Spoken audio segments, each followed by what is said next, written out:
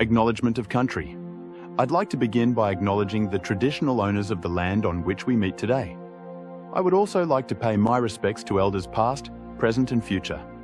I am Nomad. Look out for trivia questions in this video. Our presenters in this episode are Nomad, aka Rod and Robbie. Robbie is a retired detective who has British ancestry. You will see how he uses his skills from his work life as we go through our processes.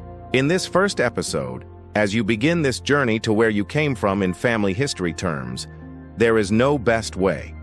A question you may have already is, where do I start? We will come back to this vital question soon. Before we get into the nitty-gritty of this adventure, understand you may go on an emotional roller coaster. There will be things you know and things that may surprise you. There will be events you never knew. These may be happy whilst others are sad. The purpose of this introduction is to make you aware. I, as Rod, have been researching since around 1977. At AncestorFamily, we aim to point out ways to research and ways not to. This journey will concentrate on Australian records. We will not be doing your research. However, we will point you in the right direction. You may venture down rabbit holes. We will explain about this in future episodes. We hope to show you how to remain focused and what is best practice, bearing in mind that everyone can do their own thing. What is a requirement is citing and sourcing of what you find. This verifies your findings as you go. Something else you may consider is writing your story, and maybe your ancestors as well. Remember, family history is not just about collecting names, dates, and places, nor is it a race to see how many people you can add to your tree.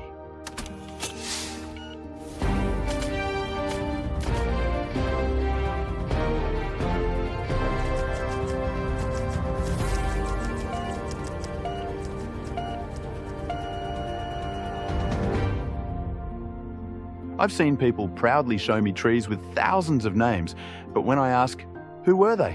What did they do? There's silence. Compare that to someone who knows their great-grandmother was a midwife who delivered babies in remote bush communities, or their grandfather worked on the Snowy Mountains scheme. That's the difference between data collection and true family history. You're not building a database, you're recovering lost stories. Okay, let's get started. So what is it that you would like to know? For some of you, it might be a family story you heard growing up. Maybe about a great-grandparent who emigrated here, or a war veteran, or someone who overcame hardship. For others, it could be a medical history question, or simply curiosity about where your family name comes from. Whatever your reason, it's valid. And as Robbie will tell you from his detective days, every investigation starts with a question. Now, a good starting point in the beginning is, what is it that you know already? You will start with yourself. Then, you will be working backwards, using your birth certificate as a foundation.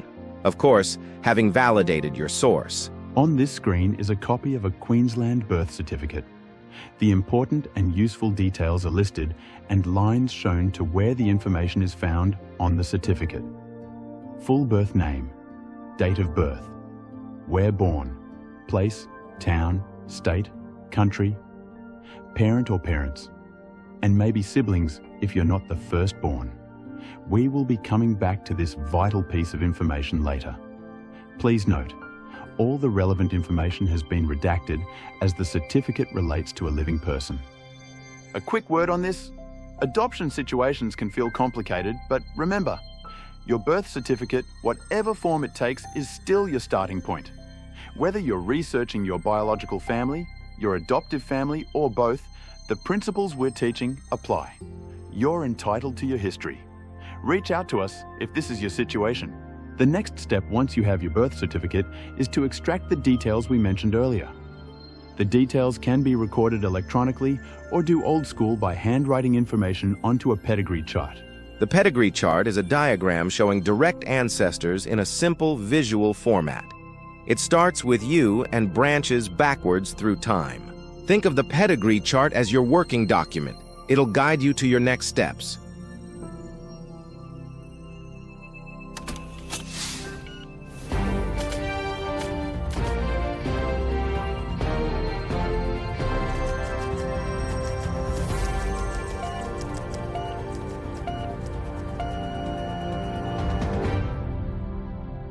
Now, Robbie, you used investigation boards in your detective work, didn't you? Absolutely. We'd have photos, timelines, connections, all mapped out visually. You can't solve a case by keeping everything in your head, and you can't build your family tree that way either. The chart shows you the gaps, just like an investigation board shows you what evidence you're still missing. This chart is essential, giving structure to your research from day one. I find handwritten chart the best. You write on it in pencil, so you can erase details if necessary. Computer-based software will always have a chart. Many of the online family history organizations do as well. We'll be looking into these in future episodes.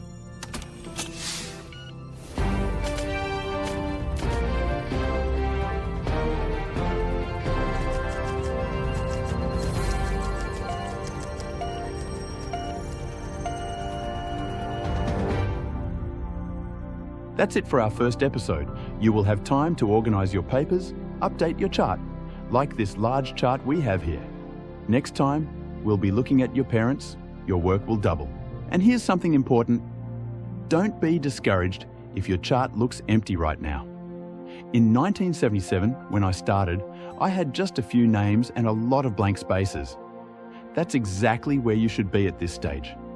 Every genealogist started with a mostly blank chart. The journey of filling it in. That's where the magic happens. Start to get ready by collecting parent information. Have fun. See you in 2 weeks. With all of us here, we would be delighted for you to join our family. I am sure you know the drill. Click like, subscribe, and of course, please make a comment.